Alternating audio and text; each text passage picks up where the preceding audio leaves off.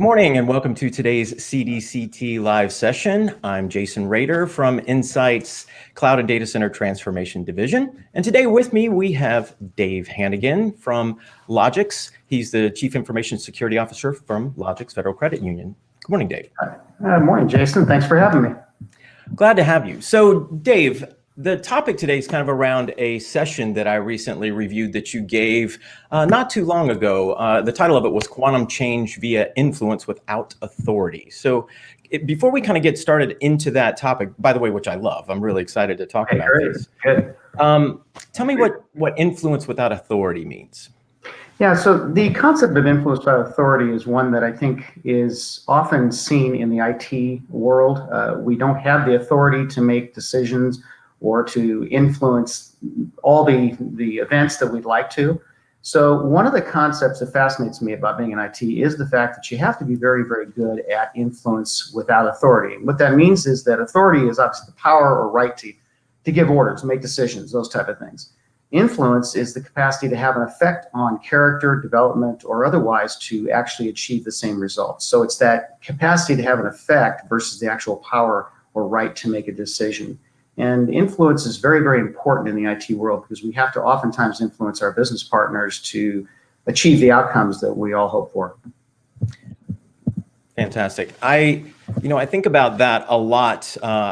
When I talk to groups of security professionals, especially the ones that are on the more technical side, I always emphasize that security's got to get out of the dark rooms and get into the boardrooms. We've really got to, the way that we talk to people, the way that we relate what we're trying to accomplish for the organization, really, it can change the dynamic of the way that you're perceived throughout the organization. And I assume that's part of the journey as well from your perspective. Yeah, that's absolutely right. And it is not just being perceived by your peers. I think a lot of folks just think, well, coming out of the dark room, as you mentioned, getting into the light, as you will, is just being able to get along with your peers. But it actually is a lot more than that. We'll talk about 4 phases of this process that I went through. And it runs from not only your peers through the entire organization, the board of directors, your senior management team, and even your regulators. And we'll talk about that a little bit more also. Awesome. So let's get to that. So first, kind of give me the problem statement. What are we trying to solve related to this? Right. So in a traditional organization, there's a lot of centralized power, and the decision making is very much top down. And the challenges to that is that you've got a very, very one-way direction as far as decision making goes. And it's pretty predictable, but it's also somewhat dangerous because obviously when you have that single point of contact coming downward as far as decisions, you don't get the broad view. And most organizations these days are more of a distributed authority. So what that means is the authority is distributed across all kinds of business units, across all kinds of lines of business, from commercial lending to marketing to facilities to everything in between. And so you have to recognize that and recognize that you couldn't possibly have the authority from an information security perspective over all of those areas. You're not the CEO, and you have to be able to influence each of those areas to achieve the security objectives you're looking to roll out or to implement in those areas. So it's really a partnership, and it has to be looked at it that way. And that's where the influence comes in for a partnership rather than the authority to say, do this or else, that type of thing. My predecessor at Logix had used a very different approach than I used in this case, and it had mixed results. We've seen very, very positive results from both myself and the team using this approach throughout the organization, and we'll talk about some of the major projects we were able to achieve because we used this approach.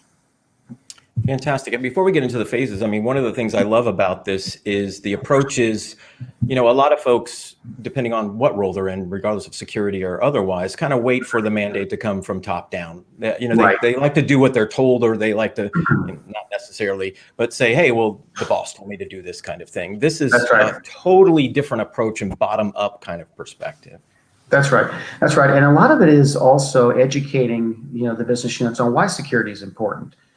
We talk a lot about security. It's in the news everywhere, but a lot of organizations don't spend the time, and a lot of CISOs don't spend the time educating the business units on why is this important and what is the negative ramification if your business unit is impacted with a security incident. It doesn't just happen to be, okay, security, fix it. It also could be the business unit is down for a period of time. That's a revenue loss for the organization. as well as perhaps some reputational risk as well. For sure. So let's go through the phases. Should we just start with phase one, if you will? Yeah, let's talk about phase one, which is the team transformation. And this was the one that really I became aware of right through the door when I started at Logix. We had a somewhat low performing team. It was a team that was built on conflict avoidance. They didn't know how to do conflict resolution. A lot of contentious behavior between certain business units based on the past and a lot of past history. So the first thing to do was move it from a low performing team to a high performing team. And also to get the team to understand the concept of influence authority and why it's important. One of the interesting things about it was that when we started using this approach, there was a lot of skepticism about this from the team. But what's interesting is as soon as we started using the approach, the successes started rolling in and the team started, this is interesting. I see how this is beginning to work. And also the relationships with the business units began to improve, whereby it wasn't so much an argument every time once we wanted to try to roll something out. They even became more conducive to the idea of, well, let's sit down and talk about it. Let's think about it. And so we got a lot better reaction from our peers and others within the IT division as a result of this kind of approach. Fantastic. So start in your own team first, right? You can't expect everybody else to change. Right. You can't roll it out to the whole organization and expect anybody else to get on board if your own team isn't performing at the same level and doing the same exact things. And that takes time because each individual is unique. I had one individual on my team bought into it immediately, signed on right away, and started adapting it. I had one individual who said, "Nah, I don't think so." And it was a few conversations before really the individual was willing to at least give it a try. And that's all I asked the team to do was just give it a try. And when they started to see the results, I think it was pretty easy for them to get on board.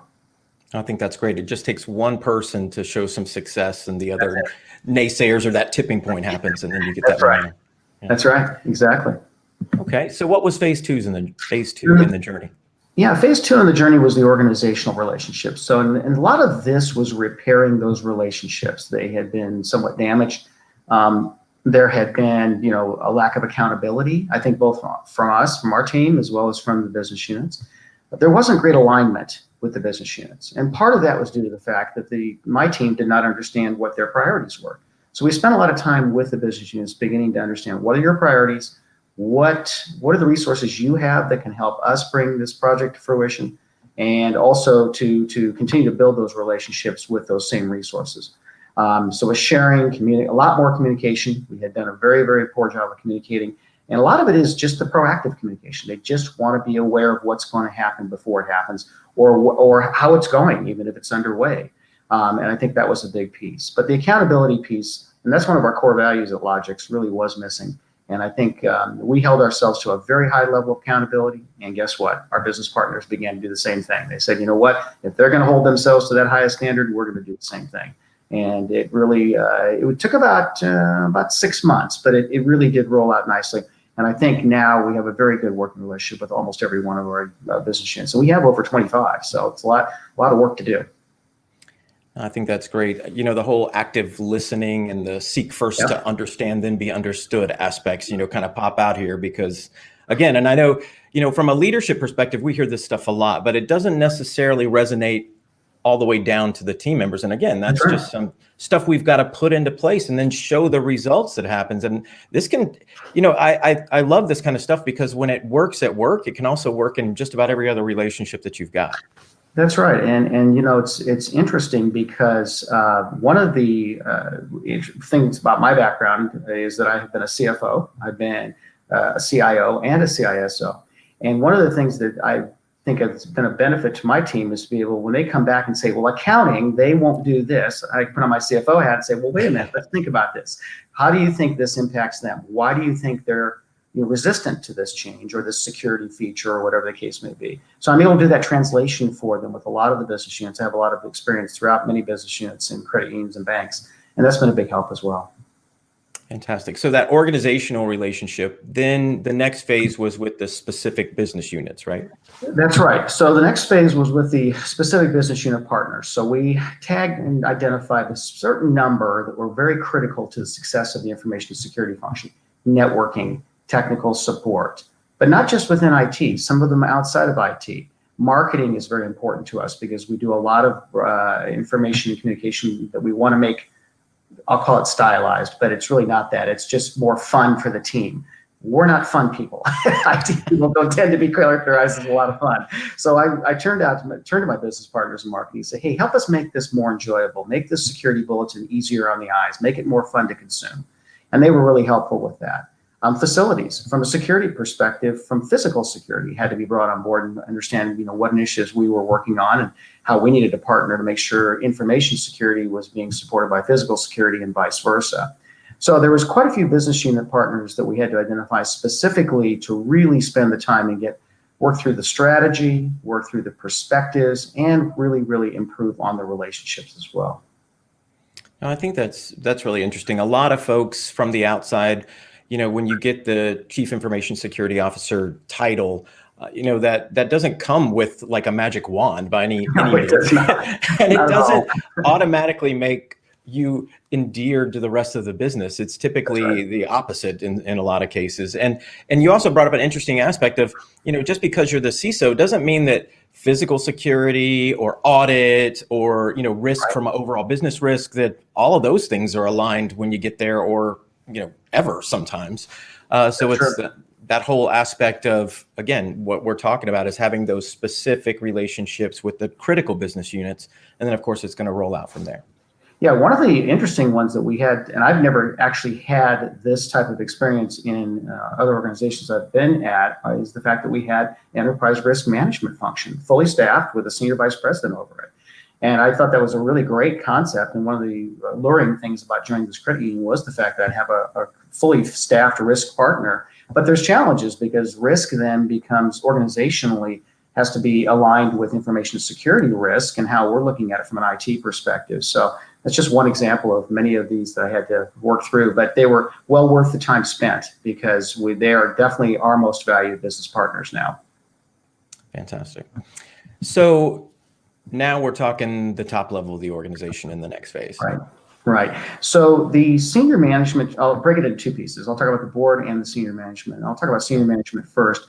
So our information security team had several run-ins, I'll call them run-ins, with at least one or two of our senior management representatives, so much so that it had really tarnished the relationship of the department. And so I had to work very, very hard with the senior management team to get them to understand that we were using a different approach, that there was a new game in town, and that we were going to be doing this in a much different way. We're not going to shut off your USB port when you're standing in a court of law trying to present evidence in a case. We're going to let you know that that is being rolled out, and we'll put you at the end of the line on that, and then we'll test specifically how we want to use it in your case. And those those kind of alignment conversations with individual members of senior management went a long way. Example, the call center. The call center doesn't want to deal with anything during the hours of 7 to 7. So we do all of our work outside the hours of the call center. That's a specific need they have. Compliance says, do what you got to do. No problem. It won't impact us that severely. And if it does, we can recover fairly quickly. So each one of these senior members of the organization I went to with specific ideas about how we could make information security work a lot better for them. As far as the board is concerned, we had several items, and we'll talk about the regulators in just a minute, but we had several items the regulators have pointed out that needed to be improved, and unfortunately they had not made the progress on those. Well, that ultimately falls to the board when the regulators are unhappy. And so I had to meet with several board members and work with several board members individually to kind of, again, roll out the new story, roll out the new way we're doing things, and then talk about how we're going to not only revamp the program, but also how we're going to work better with the audit regulators to make sure that we overcome and complete many of these initiatives that they wanted to have on board. We're lucky at Logix because we have a CISO on our board of directors. That's very rare. You don't see that too often. And he's been a wonderful business partner. And it's nice to have that because he helps make that line of communication with the board just that much easier. So if the board says, I don't understand what they're doing, he says, well, think about it this way. And he's been a great partner. That is awesome. Yeah. That, it is funny because being a security professional and working with lots of different organizations, it is interesting how the experience levels of the board from a security perspective can really skew a lot of things organizationally from a security perspective. Affect the culture in general. Absolutely. I am in a unique position in that I'm one of the few vice presidents in the organization that actually has a standing update to the board twice a year. I'm required to do that from a regulatory perspective. So not a lot of the other VPs have that ongoing relationship with the board. So you can't take it for granted. You have to really take it seriously and understand that, it's a partnership that can go both ways and does often go both ways. All right. So you've kind of alluded to this already. Tell me about the relationship that you had with the regulatory audit side of the business. Sure. Yeah, this was the one that I probably dreaded the most coming into the organization because oftentimes, and I've done this many times in my career, come into an organization, sometimes, the relationship's good and they've done a good job of working with the regulators. But in my interview before I joined the organization, the SVP over ARM, Enterprise Risk Management, had told me that there were several issues and had kind of warned me about that. So that was helpful. And so when I came in, I took a look at where the issues were that had not been resolved. We put a lot of effort into getting many of those as much as we could completed. And then when the regulators came in, we met with them. They saw the progress. They also, I've worked with the NCUA, who's our regulator, for many different instances prior to this. So I had a bit of a reputation with them. They knew that. And so I got a little bit of a pass card, which was good, but you don't want to play that pass card too fully, if you know what I mean. So we had to show a lot of progress, and we did. And we still have two major initiatives that we're working on now, but I've often told my team, as long as you show the regulators significant progress, that they're going to continue to support you and help you move the initiatives through and to the point of completion. And our regulators have been very supportive and very great to work with. We've really, I think, done a lot to instill in them the confidence that the information security function is working well at Logix. And that's fantastic. I think what's great about this conversation that we've had, a lot of times when I'm talking to CISOs who want to do exactly what we're talking about, or just in general, a lot of people are thinking, we haven't talked about technology at all. We're talking about just relationships and that kind of stuff that is, from a consultant's perspective, when we go in, a lot of what we do is about process and people skills and those kinds of things, which, that's where a lot of coaching kind of comes into play. And I think it's brilliant that, there wasn't a giant budget allocated for technology that had to fix all of these things with the end user perspective or with the relationships with the business units. It was straight up people talking to people. That's it, exactly. And the technology is there. One of the nice things about Logix that I really enjoy is the fact that the technology budgets are very good and they're very adequate to meet the needs of the organization. There's no cost cutting to the bone when it comes to security, which is good. I've had that in other organizations. It's a very painful process and very painful to live under those conditions. But it isn't a technology issue, and that's what I really had to make sure my team understood. They love talking technology. Most IT folks do. I do too. I'm guilty as charged.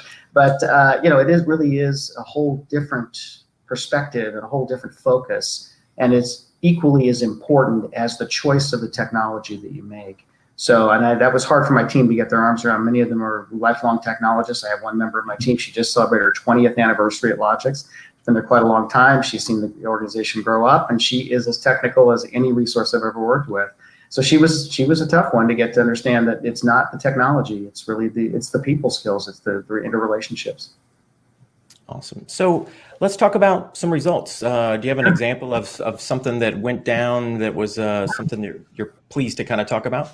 Yeah, we had 4 major initiatives coming on board when I came on board. Excuse me, they were in progress. One of them was mobile device management.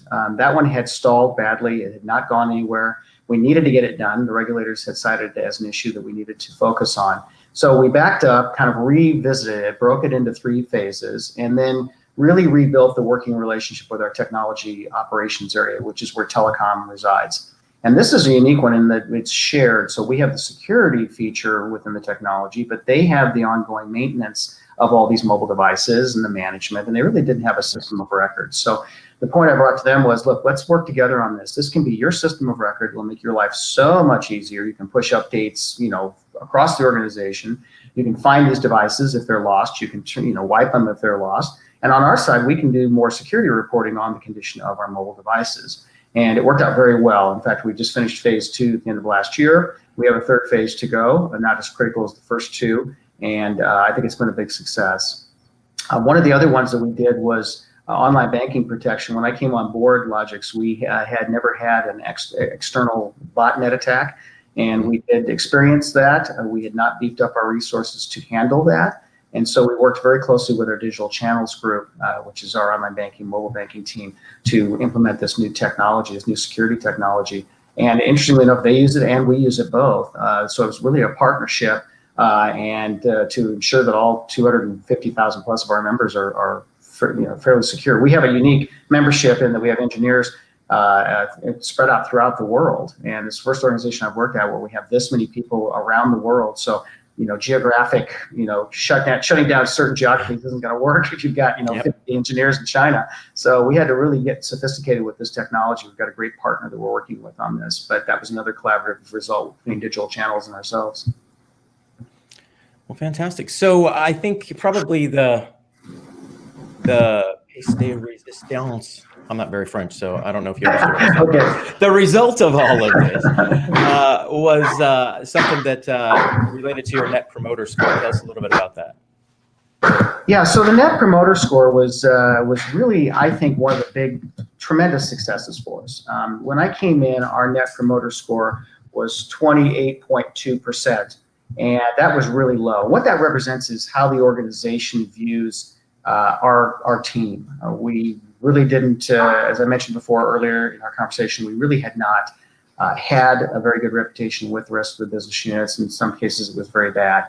And so that represented that Net Promoter Score of 28.2. That's less than 30%, and that's not great. We raised that Net Promoter Score to 80.3% in the first year we were there, just using this new approach and this new influence without authority approach, which I thought was really great. That was probably the best. The board was very impressed. The senior management team was very impressed, and I think a lot of the success factors associated with what we were able to achieve came through in this score. I don't want to point to it as the only success factor, but it was a huge plus in this organization. So. I think that's fantastic, and we've obviously worked with Net Promoter Scores as well with many clients, and that's a gigantic leap, and to get you into the level, anything over I think 70 is magical. So I think it's one of those things where that's very, very impressive. And I think that in the same way, I love how you guys measured against from an internal perspective as well, because that is your client. A lot of folks these days, how we're trying to help them understand when they're trying to figure out DevOps and other things related to that, you've got to change who your actual client is. A lot of folks, their clients are internal, as opposed to it being the actual folks who pay the bills on the outside of the organization. Internally, it's these internal business units, and I think that's one of your reasons for success. Yeah, no, it is absolutely. And interestingly enough, the organization has very high standards. Our goal for every department is to hit 88%, believe that if you will. So we have a little bit of a gap there, but we're making it up, and I'm hopeful this year's NPS score will be able to achieve the 88, maybe even to 90, which would be great. The other thing that we did, which was really great, is we said, look, we're not going to look for success from other departments until we start participating in rating them. We had not had a good reputation there. We had not spent the time. A lot of departments felt like, oh, I see, we're not that important for you to rate us, but you want us to give you a rating. And when I came on board, we were about 30% response rate, and working feverishly before the end of the year, we got it up to 68%. And I'm really happy to report that this year we are 100% so far in our response rate. That sends a very powerful message to the other departments that, hey, we feel this is important and we want to participate with you and your ratings, just like we're asking you to do for us. Awesome. No, and I think that speaks, volumes related to your success, having been in the role for not a very long time, and to be able to, again, from the bottom up, with some, and this isn't something that happens overnight. This isn't an email that gets sent out one time. This is over and over, kind of writing checks and cashing them and making promises and keeping them over and over to your own team and to the external teams within your organization, your internal clients. Fantastic results. So has this affected kind of the overall organization? Has anybody kind of taken a page out of your book? Yeah, it's interesting you mentioned that, because it was kind of interesting. I've had several of my peers approach me and say, look, we've seen the difference in your team. We've seen the difference in the performance. How are you doing this? What is different? What is so different about your approach? And And of course, even at the team level, they've had several team members approach my team members and say, wow, what a transformation you guys are going through.